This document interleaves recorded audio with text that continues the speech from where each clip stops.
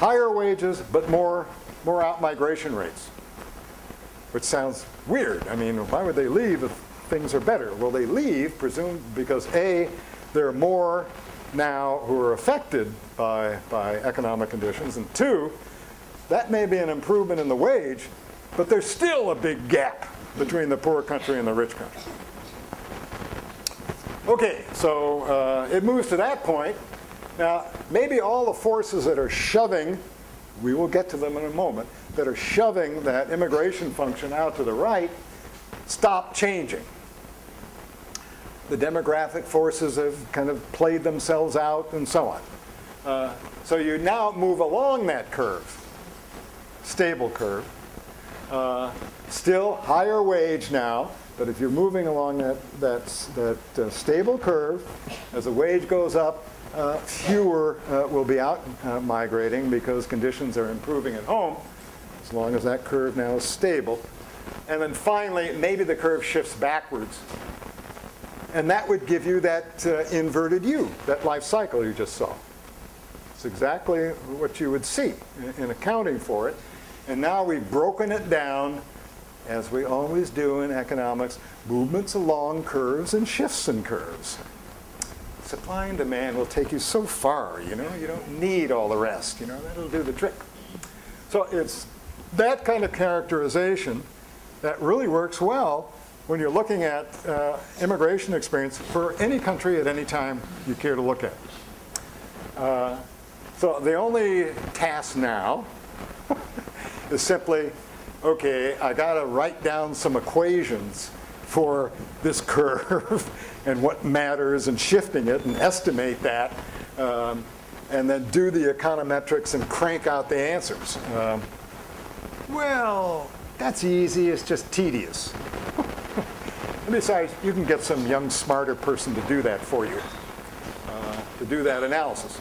And so that's how the research agenda is proceeded by a number of people, including me, is to try to, in fact, convert this into a way that you can empirically tease out exactly what those round circles are, accounting for past movements.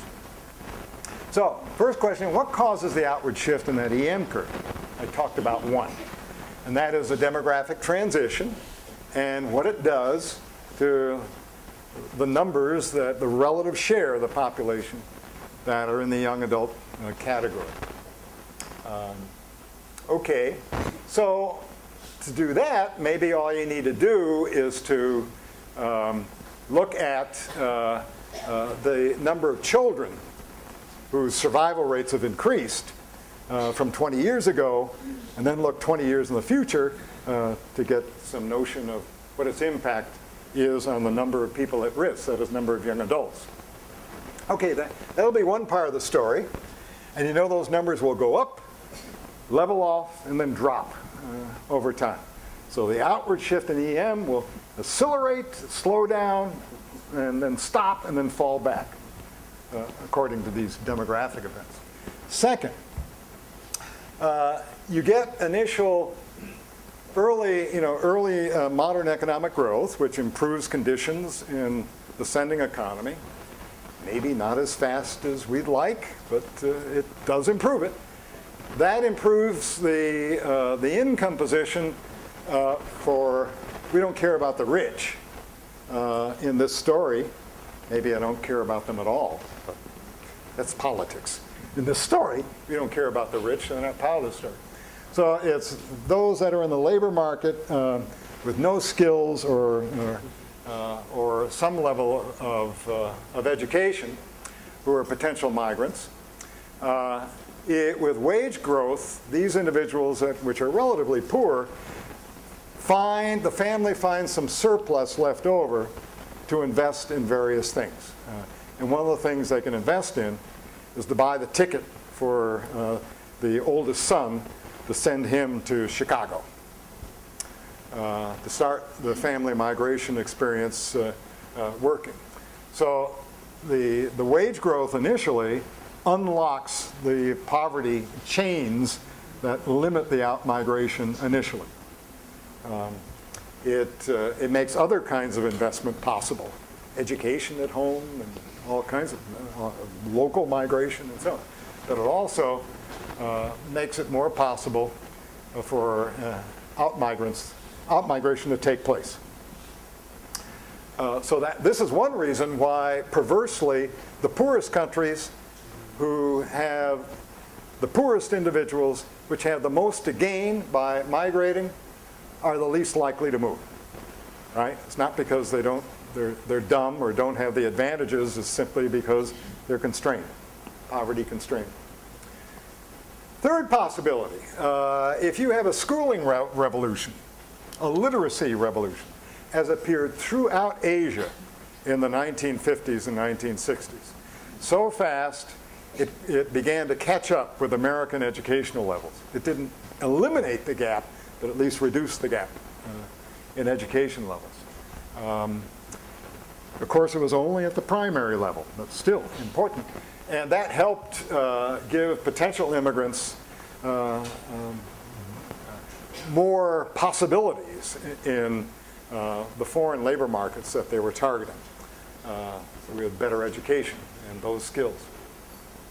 So that shifted out the EM function. And also, the initial immigrants abroad could now remit. What's the number for the Philippines now? 10% of GDP remittance share. It's gone down during the Great Recession, but it's high.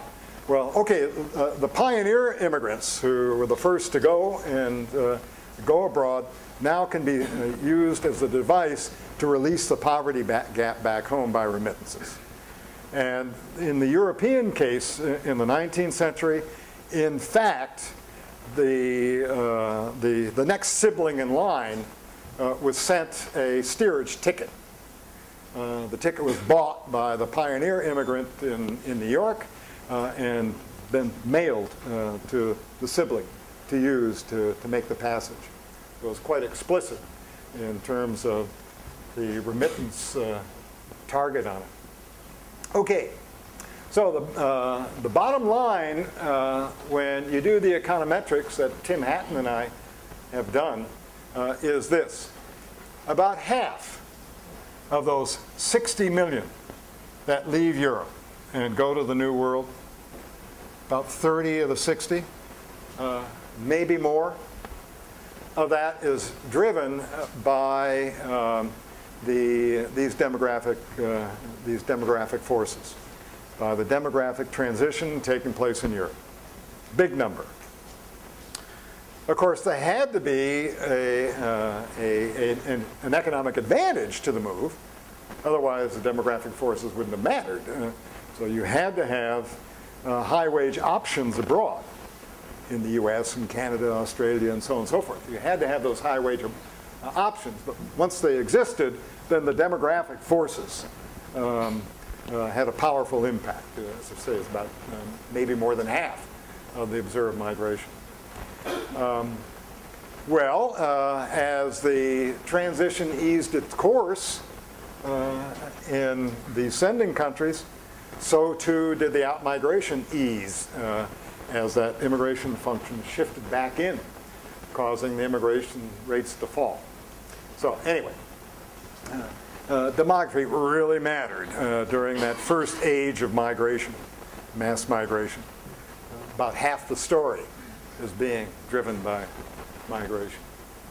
All right, now let me take a more modern example out of Asia to give us a little more range to our focus, and look at Africa, where the data is not great, but something can be done. And when you look at it, one of the first facts you observe is that African outmigration is relatively low compared to Asia and Latin America. And a racial interpretation would be, well, sub-Saharan black Africans are dumb. They can't figure it out. Wrong. They are just as responsive to all economic signals as anyone else is in any other environment in any other place and time, except that they're just poorer And since they're poor, too many of them are just, they have to stay in poverty. They just can't invest in getting out of it, including migrating to rich countries. It's also true, however, that Africa, in contrast with Asia, is kind of in the middle of their demographic transition, whereas Asia is farther along, as is Latin America. So these demographic forces will still have a role.